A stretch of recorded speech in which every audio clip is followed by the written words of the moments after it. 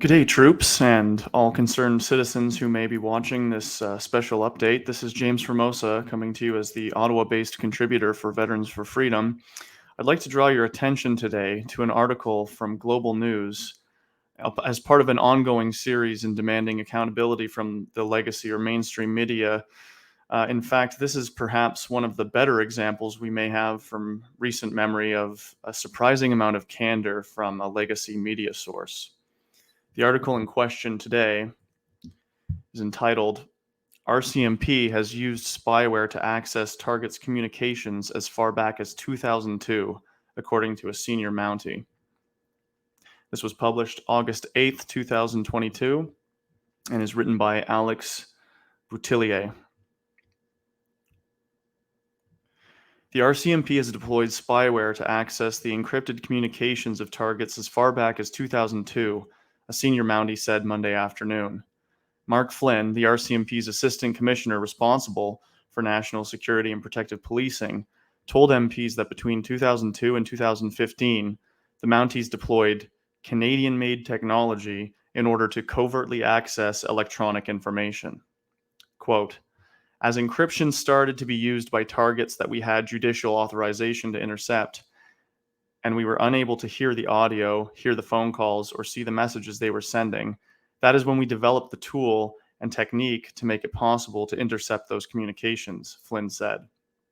We have evolved in the use of the tools as individuals evolved in the way they communicate.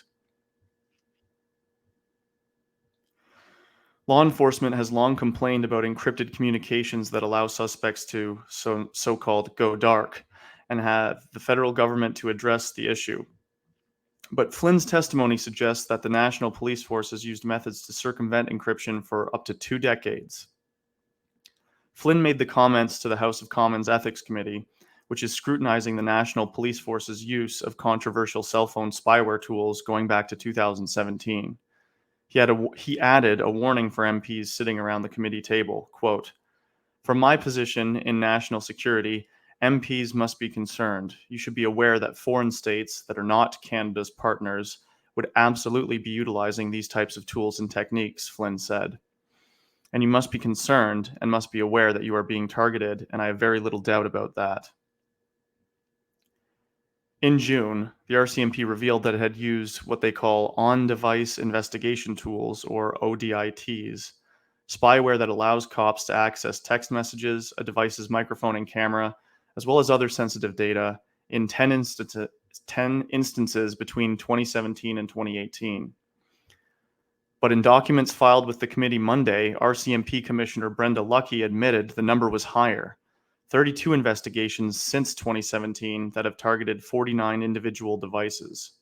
Quote, ODITs are used in extremely limited cases, only used for serious criminal offenses and only if approved by a judge who explicitly authorizes the use of ODITs on a specific suspect's device, Lucki wrote.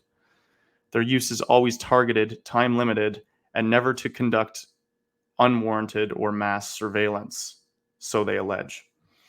Lucki's letter does not explain the discrepancy, however, between the information provided to Parliament in June and the revised numbers shared with the committee, which is scrutinizing the Mountie's use of, quote, device investigation tools.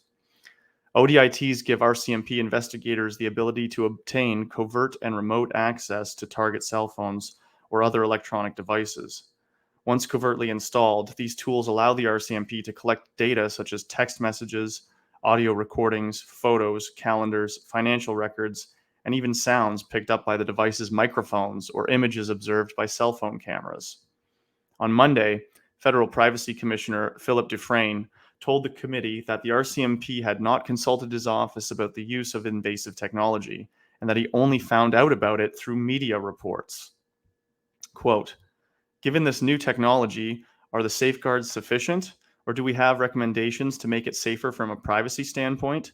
These tools may be well needed, but do they have an impact from a privacy standpoint that is greater than that what is warranted? This is the central question, Dufresne said. Dufresne declined repeatedly to pronounce on that question until the RCMP briefs his office later this month. But he did say that the Mounties had only conducted, quote, a privacy impact assessment, a routine report into new technology or investigative techniques potential to infringe Canadians' privacy in 2021, 4 years after the RCMP had been deploying the spyware already. Testifying before the committee Monday afternoon, Public Safety Minister Marco Mendicino said that it was unfortunate that Parliament's privacy watchdog had to find out about the program through the media. Unfortunate indeed. But NDP MP Matthew Green suggested that that was a pattern in the RCMP's use of invasive technology, like cell site simulators that capture mobile phone data, the use of facial recognition software like Clearview AI, and now invasive cell phone spyware. Quote, "We always have to be prepared to up our game on transparency," Mendicino said. Well, I, for one, am at least glad that he admits that's something they have to do and do better. Whether they actually do that in practice is another question entirely. Quote, "There is the annual report on the use of electronic surveillance. I think we should look at that as one of a series of tools that we can use to shine a light on how we use these investigative techniques to protect Canadians." End quote. Protect indeed. The use of these kinds of surveillance tools has been heavily criticized by civil society groups, press freedom organizations, and by politicians. The Citizen Lab at the University of Toronto has been particularly diligent in documenting the spyware's use by authoritarian regimes and other bad actors in recent years to target journalists, activists, and political figures. Citizen Lab director Ron Dybert, a world-leading expert on surveillance technology, said Canada is sending a bad signal by allowing its national police force to quietly deploy invasive spyware. Quote, "The Canadian government purports to protect human rights and stand for the rule of law and democracy around the world. The non-public adoption of spyware and other surveillance technology runs directly contrary to those principles," Dybert wrote in a submission to the committee reviewed by Global News. In adopting this technology, we are essentially telling authoritarian states, as well as our allies, that we do not care about these principles. Citizen Lab has been tracking the use of Pegasus, a type of cell phone spyware developed by Israel-based technology company NSO Group. Both RCMP and Mendicino have said that they do not use the Pegasus product. When asked if Canada would ban Pegasus spyware, Mendicino responded simply, "Yes."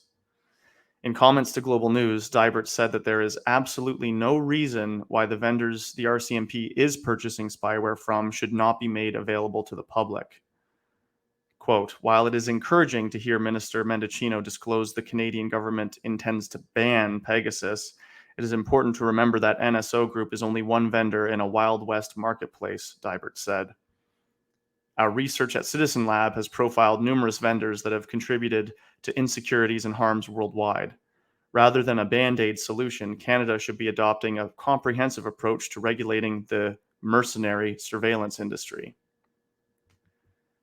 We should all look forward to seeing what comes of these investigative reports and the answers that we're supposed to be hearing later this month from both the safety minister and this ethics committee. As always, we have a duty and responsibility, both as veterans and concerned civilians, to hold our governments to account and demand answers to the most pressing questions with regards to the relationship between the governed and the governing. For Veterans for Freedom, I'm James Formosa. Thank you for watching this special message.